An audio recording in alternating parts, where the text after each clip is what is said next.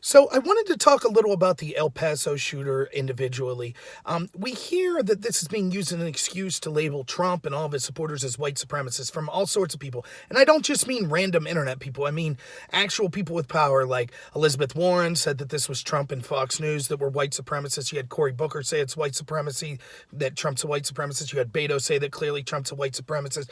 You're hearing this from a lot of the Democratic presidential candidates. You hear people like Reza Islan and Joe Scarborough saying, not only is Trump a white supremacist, but all of his followers are white supremacists. Reza Land saying that they need to be eliminated. Now, there's a couple things that are worth talking about here. One is the irony of these people that say that Trump's rhetoric, when he's talking about real damages and real concerns with illegal immigration, something that the left had said over and over, not everyone, but a lot, that it was a manufactured crisis, it wasn't real. Now they're admitting, oh, it is a crisis. There's so many people coming, our facilities can't contain them.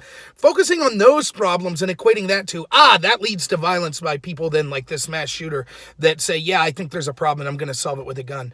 Why does that seem to be inciting more violence for these people than them saying ICE are Nazis, these centers are concentration camps, Trump is a Russian agent or a white supremacist, all of his followers are racist, the MAGA hat is actually the equivalent of a Klan hood? Now, which of those two claims are more likely to lead to actual physical violence? It seems to me that actually talking about real problems with illegal immigrants, but I haven't heard Trump advocate people issue violence against them. I haven't heard him speak in them as dehumanized as we hear, all of Trump supporters are racist. I don't hear Trump going out saying all Elizabeth Warren supporters are terrible or all Hillary supporters are terrible. It seems that this comes over and over from the left, and this is something that aggravates me to no end. Trump could say that a city or a country is a crapple without speaking to the people of it, and that's considered horribly racist and divisive and leads to violence. But we can have the same people that are making those claims on the left actually attack Trump's supporters, not just Trump himself, but actually the people supporting Trump, and say they're all racist, they're all deplorable, they're all disgusting, they need to be eradicated. To the point where we could see the natural progression of this. We could have black adult racists screaming and attacking children that are wearing MAGA hats, and the media takes the side of the black adult racists. That's how far we've come. But they have no problem with that. They don't view themselves as inciting violence. Remember, we just had an Antifa member, someone that groups like CNN and other mainstream media and other Democratic politicians have either defended or ignored. We just had a member of them attack an ICE facility, parroting the language from the left, that these were concentration camps.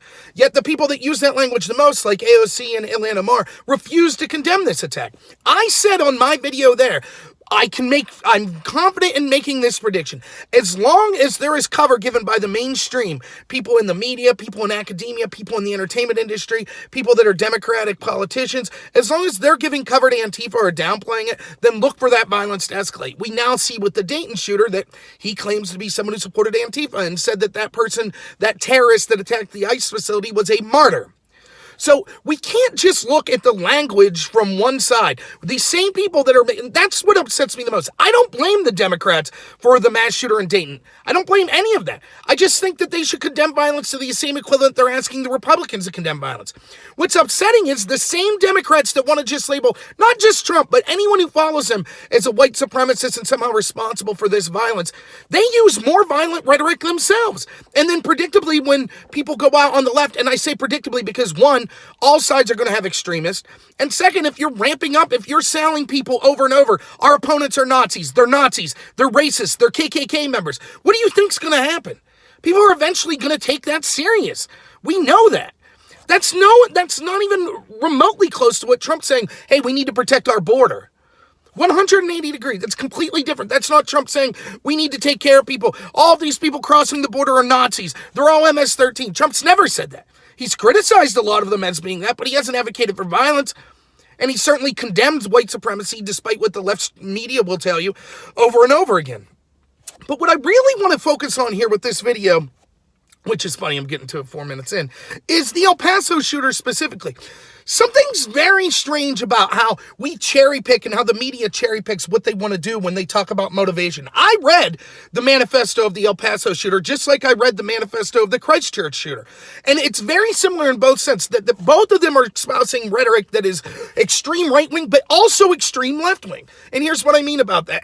If we agree that white supremacy or fear of immigrants or something like that is far right-wing, which fine, I'll be willing for the purposes of this video to concede that might be be the case. Then we have to be honest and say that the other half of their reasonings for these killings, that is severe environmentalism and environmental degradation being brought on by immigrants, but just in general, that people don't care about the environment and are going to lead to the destruction of the earth, that is a left-wing position. And I've been saying, one of the dangers with AOC and all these other people saying we only have 10 years to live, what do you do if you take that seriously? If you think we only have 10 years to live and we have to eliminate a bunch of people and we have to change people's mind or the whole world's going to be dead, if you take that to its logical conclusion, that means you're going to be willing to do some pretty heinous things to force people to change by force, using extreme violence if necessary. We now have 2 of the more recent mass shooters talk specifically about this being part of their motivation. Now, does this mean that I think we should label all environmentalists or people that are concerned with climate change as leading to mass shootings?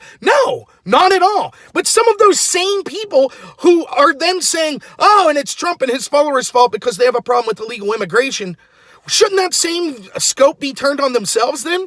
When you tell people you only have 10 years to live, and then some nuts go out there and they combine that with racism and say, yeah, we got to kill people off. We got to change people's minds. And we'll see more of this. My point in this video is why the selective well, we know why, but isn't it odd that there's a selective application of, they say, well, the Dayton person didn't have a manifesto, so we can't look at the fact that they were left-wing. But the El Paso person did have a manifesto, so Trump's fault, right-wing's fault. But he also says a bunch of left-wing beliefs in there as well. So would it be fair for Trump to come out and go, see, as much as we can't talk about illegal immigration now or that leads to mass shootings, we also can't talk about climate change. Of course, people on the left would say, that's absurd. We feel climate change is an important issue. We feel that it is something that if we don't solve, it's going to lead to a lot of problems in the future. So we have to talk about it. We shouldn't be judged because some nut goes out and does something. Exactly. That's exactly the point. The same is true of illegal immigration. Yet, somehow we have the Joe Scarbos, the Resla Lands, the Cory Bookers, the Beto O'Rourke's, the Elizabeth Warrens. They want to blame everyone who has a problem with illegal immigration. This is all white supremacy. We need to crack down. We should be wary of anyone who speaks about illegal immigration. They're clearly racist and all hate brown people. That's absurd. That would be as absurd as me saying, all of you that say the world's going to end in 12 years, that want to endorse the Green New Deal, that want to worry about climate change, you're all secretly harboring passion and encouraging mass shootings. Both of those positions are equally absurd. So not only can we see specifically how the Dayton incident's being ignored because that's someone who happened to be left-wing, but we actually see in specific, just looking at the El Paso shooter, how they selectively take out his words so they could just demonize their political opponents. If we're going to look at his manifesto, which my feeling is the guy's a nut. Sure, we could look at reasons for it, but he's an extremist nut. There's tons of things we could do to talk about mental health, extremism, things like access to guns and things like that. Those are conversations we should have. But if we're going to just look at motivation and leave out part of the guy's own motivation that he gave, then why should we look at any whatsoever? And it's clear that the people that are doing this, they know better. They know that he talks specifically. In fact, I'll link a Mother Jones article to this. It talks specifically about how this is environmental fascism. They know that he's using the environment, and that's a position on the left. They knew the same about the Christchurch shooter, but they choose to ignore it. They selectively take out words and say, we have to accept this is the motivation, some of his words, but the other part we could ignore. That wasn't his real motivation, and that's absurd. If we want to have an honest conversation, we should either ignore the manifesto altogether or take it in its totality, in total. But we shouldn't pick and choose. It goes along with my video yesterday where I was talking about how I find it disgusting how people on all sides want to use this to demonize their opponents.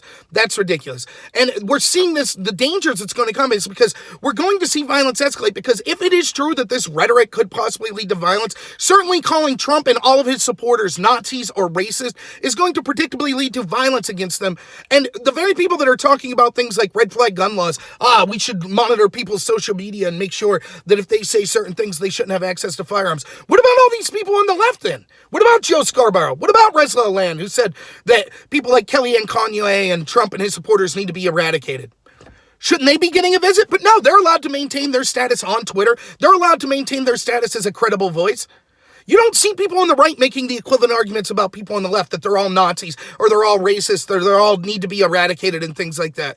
At least not prominent people. You might see anonymous people on 4chan or something, but not actual politicians, media people, and academia people, and entertainment people like you see attacking Trump and his supporters. So anyways, that's the point. We shouldn't be looking at this hypocritically. And again, it's constant hypocritical. When I talked about this all the time. When Charlottesville happens, they said, it's just right-wing rhetoric. When a Bernie supporter shoots Steve Scalise, they say, it's still Trump's fault. It's not left-wing rhetoric. When people pair environmentalism as a reason, we need to stop human growth population, we need to change people's use of fossil fuels, so then they engage in mass shootings, that's totally ignored. But if they say something racist that could be smeared to smear the right wing, they say, see, this is a right wing problem. So just be careful of this hypocrisy, and it's drumming up this fever pitch where you're trying to attack people that have nothing to do with it, and that's absurd. So if you like this video, please like and subscribe. You can follow me on BitChute at Robert Noor as well, at Twitter at NoorRobert, and look for me to put more content up soon. So thanks a lot, everyone. Have a good one.